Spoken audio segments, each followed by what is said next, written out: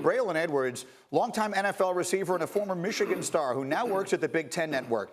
He tweeted an apology to two Michigan players for being highly critical of them on Twitter during the Michigan loss to Notre Dame on Saturday night. He went on to tell the Detroit News that his original tweet was, quote, excessive, and it was a mistake to call out the players by name. Jim Harbaugh went right back at him. Here's the tweet, which has since been deleted. Ruiz is weak, line is weak, Shea is scared blank.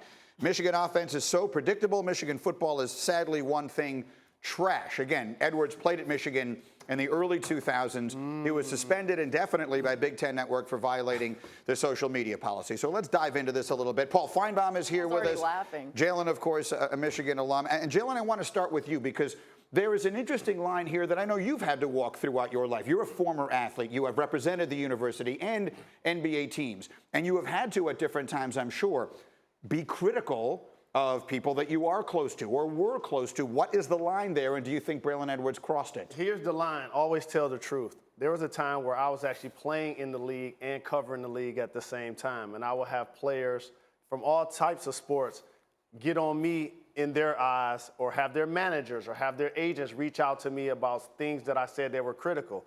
And I'm like, I'm not on your staff. Like, you fumbled the ball. You dropped the touchdown. Like, you didn't play well, and I'm covering that.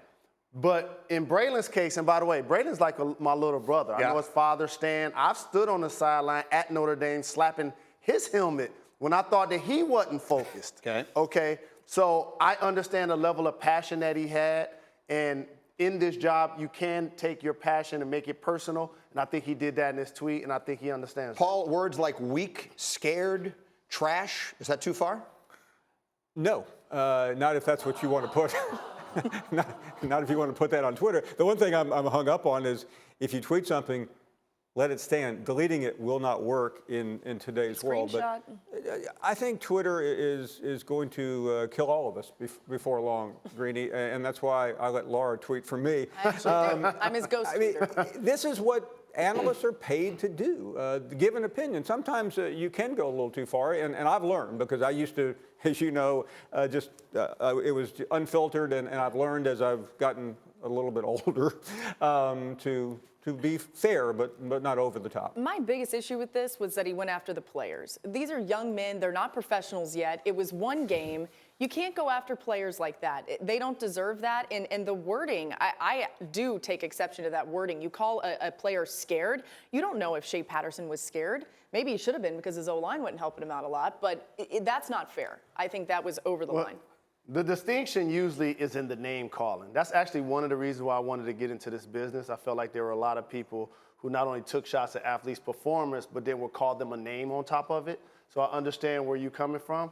But for me, like, that's the culture of the conversation. Yeah. He wasn't the only person saying that he looked scared. He wasn't the only person that said that the team played weak, and he definitely wasn't the only person that said that they were playing like trash. But he is the only person representing a major media organization and one that is connected directly to the conference. I'll give you the last word on this, and then I have a quick thought. Go ahead.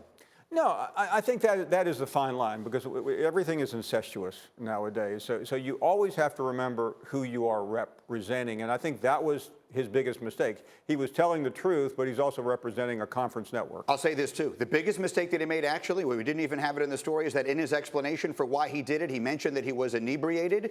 Give the phone away. If you are a public figure and you are drinking and you are frustrated about something that's happening in your team's game or anything else, give the phone away. That is not an excuse. That is a reason why you did something that you should not have done. And candidly, that to me was the biggest mistake of them all.